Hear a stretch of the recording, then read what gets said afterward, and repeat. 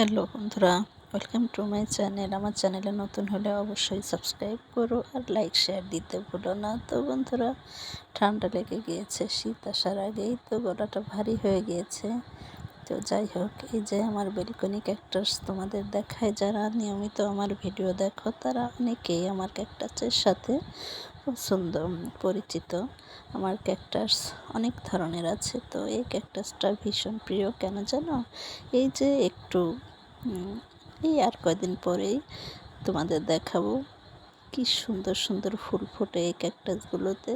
তো অনেকে চারা নিয়ে বলেছে, আপু আলহামদুলিল্লাহ দারুণ হয়েছে। যাই হোক, এই যে এখন এটা সিজনারি, তো এই যে আমি নতুন করে আবার লাগাবো। অনেক বেশি হয়ে গিয়েছে এই টবে, তো নতুন করে আমি মাটি তৈরি করেছি। কিভাবে তৈরি করেছি তোমাদের সবাইকে দেখাবো। চলো, মাটিটা অবশ্যই আগে থেকে প্রসেস করে নেবে, তারপরে চারাটা রোপণ করবে। তো আমি যেহেতু সব সময় সব কিছু তোমাদের সাথে শেয়ার করি, তো চলো আজকের ভিডিওটা। এই যে মাটি, এই দেখো আমি এক সপ্তাহ আগে মাটিটা তৈরি করেছি।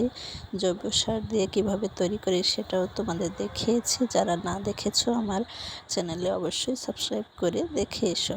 এই দেখো মাটিটা কি ঝরঝরে হয়েছে। অবশ্যই ঝরঝরে করে তৈরি করবে, কারণ ঝরঝরে মাটিতে গাছ লাগালে গাছটা বাঁচার আশঙ্কা থাকে 80%।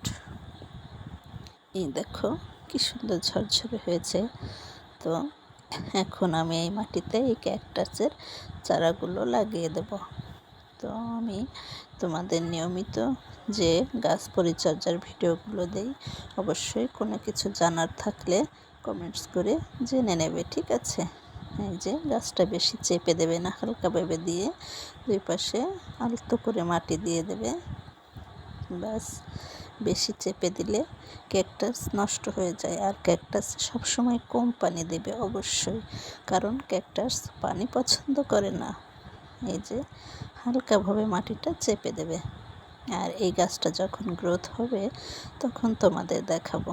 কি বন্ধুরা, দেখবে তো? তাহলে অবশ্যই সাথে থেকো। আর সাথে থাকার জন্য অবশ্যই চ্যানেলটি সাবস্ক্রাইব করতে হবে, লাইক শেয়ার দিও। কি ঠিক বলেছি তো? তো এই যে এখন আমি হালকা অল্প একটু পানি দিয়ে দেব, বেশি না। ক্যাকটাস যখন একেবারে শুকিয়ে যাবে গোড়া, ঠিক তখনই কিন্তু পানি দেবে। ভেজা থাকলে কখনোই পানি দেবে না, এতে তোমার গাছ গ্রোথ হবে তো নাই, বরং নষ্ট হয়ে যেতে পারে।